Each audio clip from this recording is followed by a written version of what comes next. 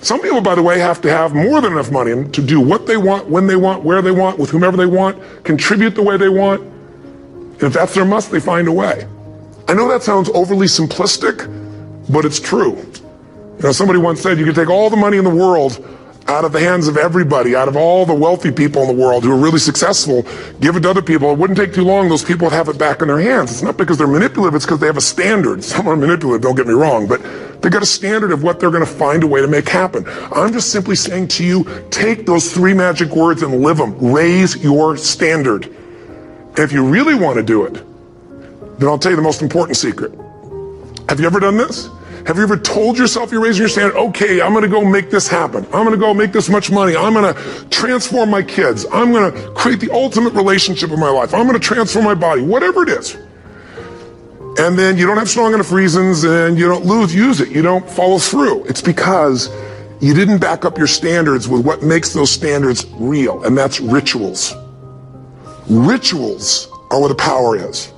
Whenever we do our Robbins results coaching, and we say Robbins equals results, the way we get results with people, it's the same way if you listen to my Ultimate Edge program, or back in the old days, Personal Power, or if you went to one of my seminars. You know what I do is I take these huge challenges you got and we break them down into little bite-sized steps.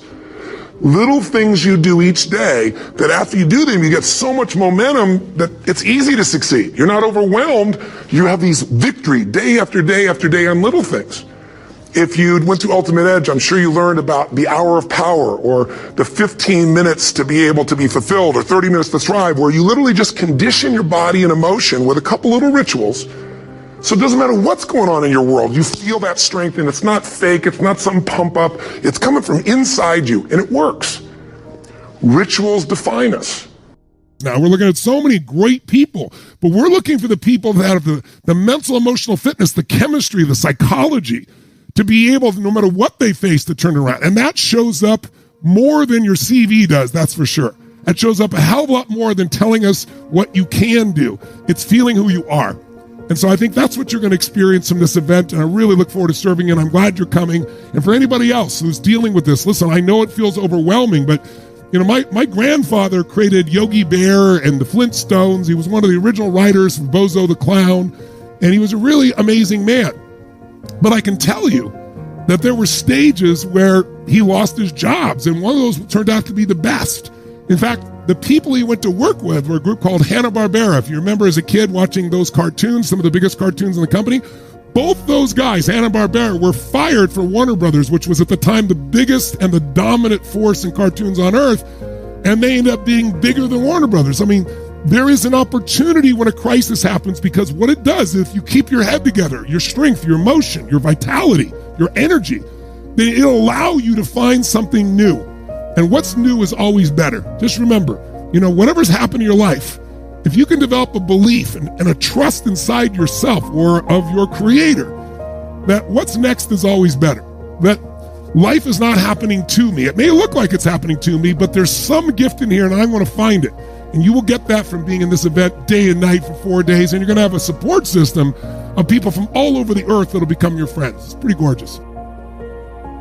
How many of you, be honest, have felt feelings at times and you were upset, but you didn't share it because you didn't know how, or you didn't share it because, well, you thought, well, maybe it's really about me, or you didn't share it because you didn't want to offend somebody even though you were mad or upset? How many have had that experience in the past?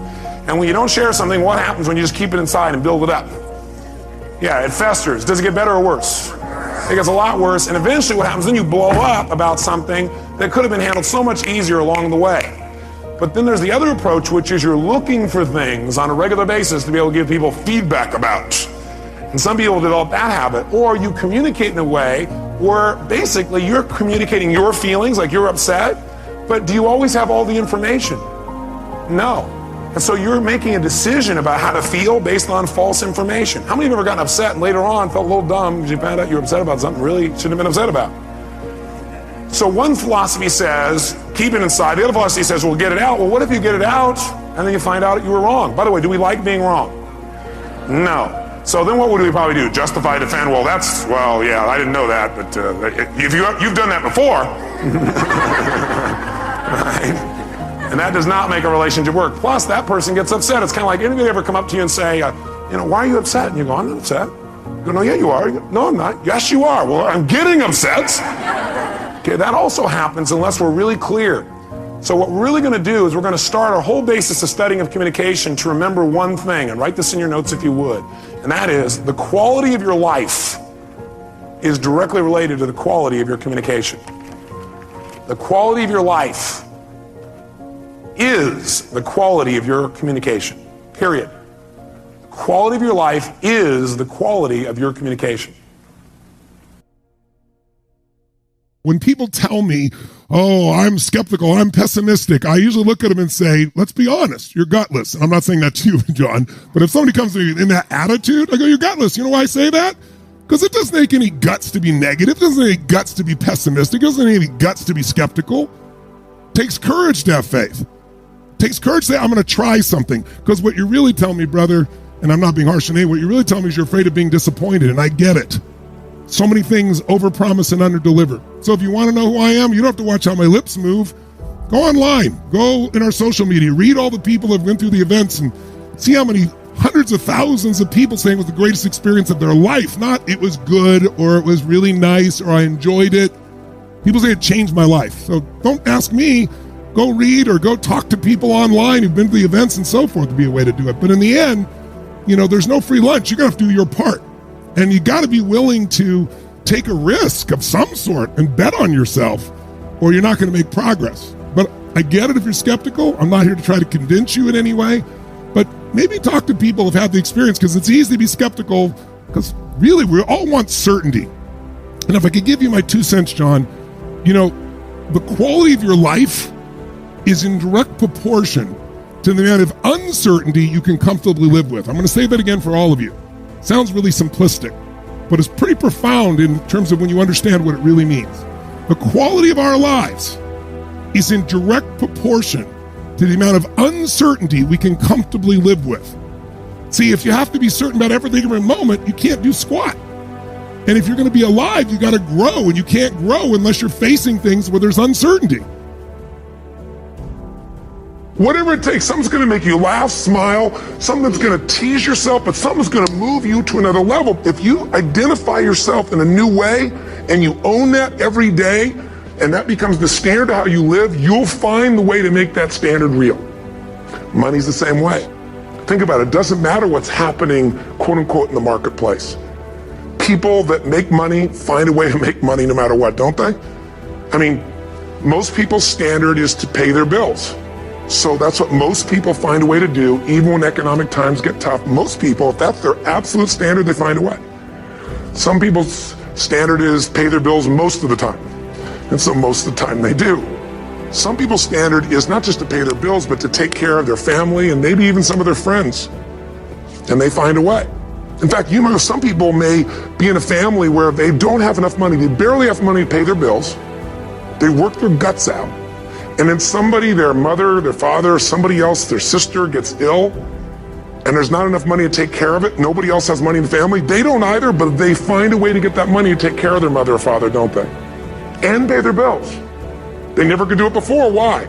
The situation made them raise their own standard. And not everybody does that. Somebody else in the family might have money and still not take care of their mother. It all comes down to the inner game, my friends. Changing your life is a change in the inner game. The outside world you can't control, but you have absolute control over this one if you learn the dynamics of what shapes you. And identity is one of those simple, clear, fundamental basics that if you start to shift it, everything else will shift in your life as well. What are you playing this game for? What's your passion? What's your drive? What's your purpose? What's your purpose for playing this game? Why are you doing what you're doing? If y'all gonna be great on that field, you gotta have a why. You gotta have a reason for why you do what you do. You are phenomenal. You are beyond measure. I need you to act like it. No alarm clock needed. My passion wakes me up. It becomes necessary for us to excel in this. It's not a hope anymore. It's not a preference. It's a must.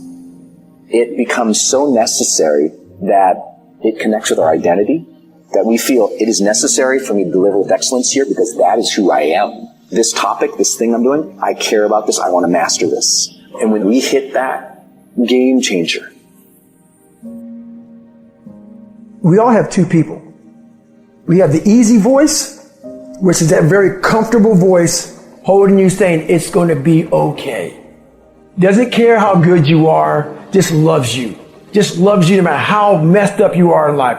That's that voice that we all love. This other voice that we walk very far away from is a voice saying, hey man, you're not working your butt off hard enough. 95% of our decisions are made by how you feel in the moment. And that is the problem. Do you feel like getting up? No. Do you feel like making that cold call? No, you don't. Do you feel like doing that third set of reps? No, you don't. We make decisions based on our feelings, and that is robbing you of joy and opportunity.